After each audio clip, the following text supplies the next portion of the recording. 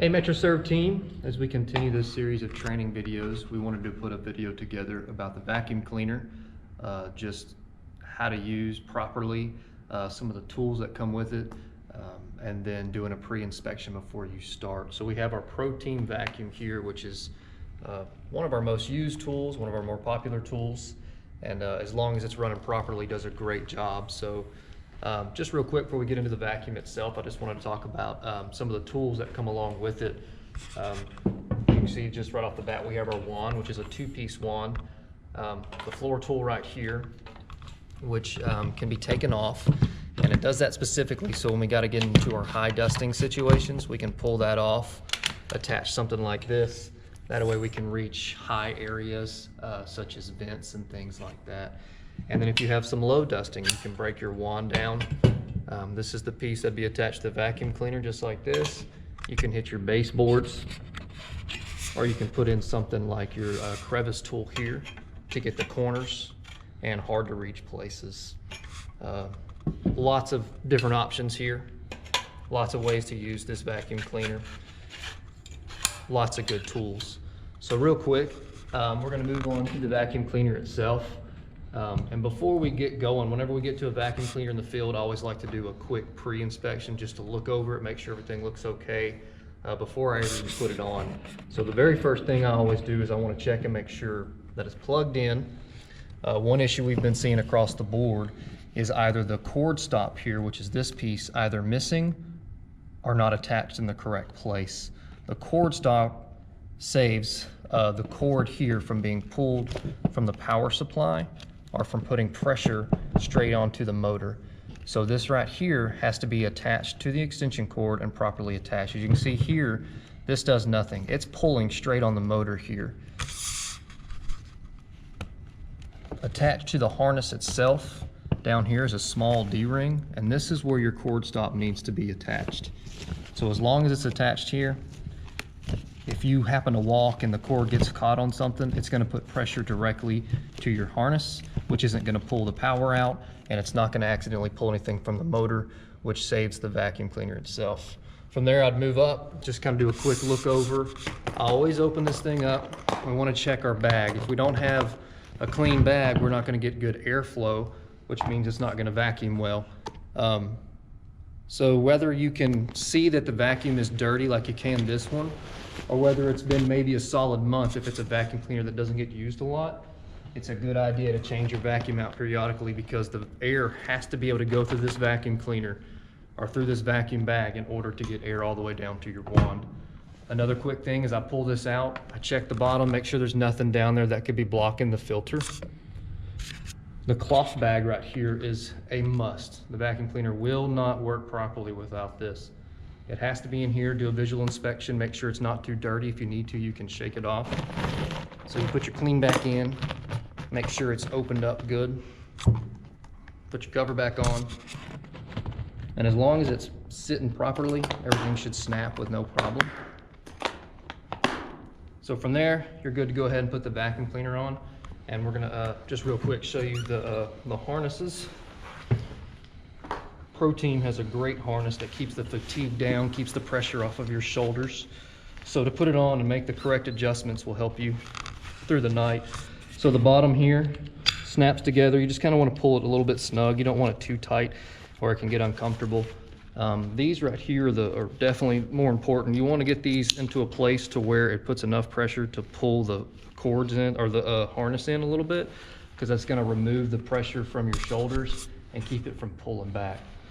Right beneath these adjustments pull the vacuum cleaner up and down, and what you're trying to do is position the vacuum cleaner just on your lower back, right below here, to where it's sitting and not pulling on your shoulders, and you could vacuum for hours without fatigue, without putting any extra pressure on your shoulders.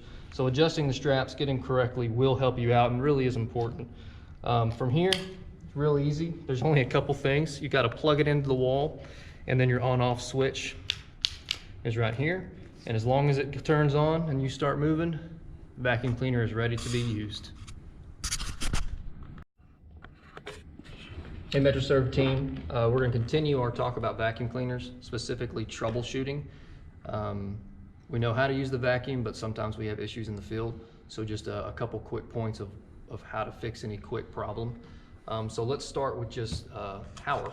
So you plug it in. I'm going to reiterate this again. Make sure that you're plugged into your cord stop is properly assigned, so you don't have any pressure on this.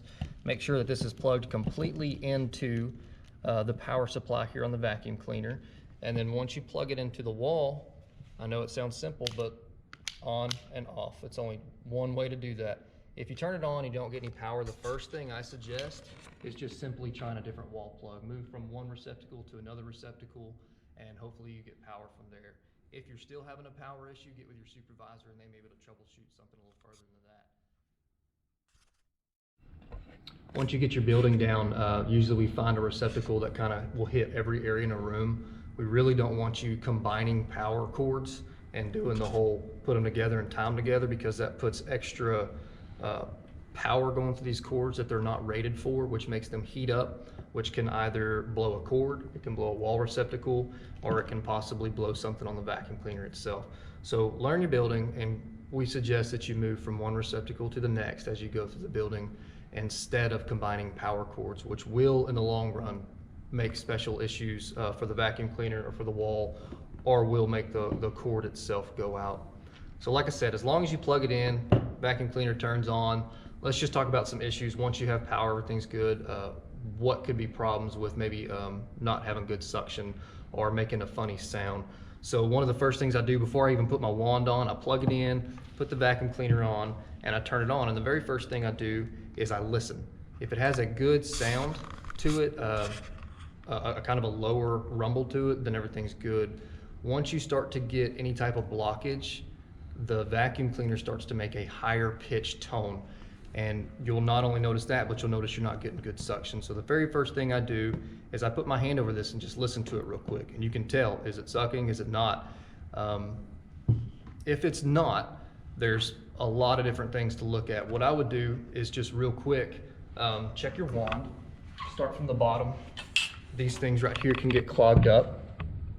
If that looks clear, break your wand in half, and you can look down in there, or if this is plugged up from there, you can once again, you can tell, you know, am I getting that high pitched tone? Is it sounding correct? So if there's no blockage in your floor tool, no blockage in your wand, you'd want to check your hose. And if you can't see anything immediately, it's real easy to pull this piece out here. This can be a trouble spot. You see from the L positioning here, if something gets clogged in here, even small, it can start to build up. So that's a good place to start. And one trick we've learned is with the vacuum cleaner, you can turn it upside down and put the opposite end in and shake it, which can pull any dirt or dust or anything out of here that's built up. If from there, you're still not getting good suction, it's a good thing from here to kind of check it out, take the hose off. This is where you'd want to pull this off. You should have already checked and made sure that you have a good bag in there. But again, you want to make sure that you have a good bag, it's clean. Air has to be able to go through this, through the cloth bag, and then again all the way down to this filter. So you want to check that filter, pops off, you can shake it out a little bit and pop it back in place. Check your cloth liner here. You can see there's a good amount of dirt and dust in there. You can turn this thing inside out, shake it out real good into a trash can, or bring it outside and shake it real good to make sure that you're getting some good suction. You got to have good suction all the way from the floor, through the wand, through the bags, through the filter, and then all the way out to the outlet filters. If it can't release the air, it's not going to have good suction from the floor. So moving down the vacuum, you have these two outside filters. And this is where once the air goes through all of this, the purified and clean air comes out right here. So you can see, you can pull out these filters here, and these start to build up after a while. Quite a bit of dirt and dust. You can just kind of see, you know, when you first put them in, they're white, and you can kind of just see how dirty they get. So if you're still not getting good suction, you can check floor tool, check your hose, check your wand, check both your bags, your internal filter, and then these external filters here. If any one of these need to be replaced, get with your supervisor, they should have them. If you have any problems beyond that, again, get with your supervisor and they can help you troubleshoot. Appreciate it.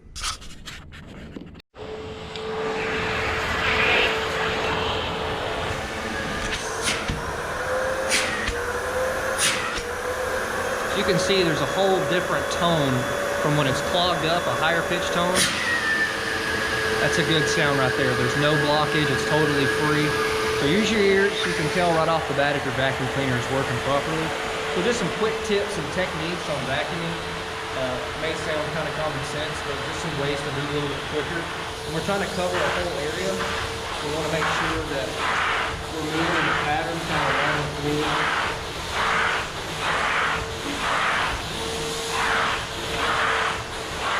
You can feel in the tube things are being vacuumed up. You can hear things being vacuumed up, so you gotta not only listen for the vacuum, you gotta listen for the dirt that's coming up. And if you hit a spot where you hear a lot coming up, you might want to go over that spot again and just make sure you have it all. We get questions a lot on carpets. Sometimes they want to move or they're a little bit harder. So instead of hitting it at the same angle you would regular carpet, you're going to want to lower your wand a little bit, maybe tilt your head, and then you can move over pretty freely. For a big item like this, a lot of times the vacuum cleaner, it's good to tilt it up just a little bit and pull back, and that'll get larger items such as popcorn or maybe animal crackers or something in a nursery like that. So tilt it just a little bit, you can move along.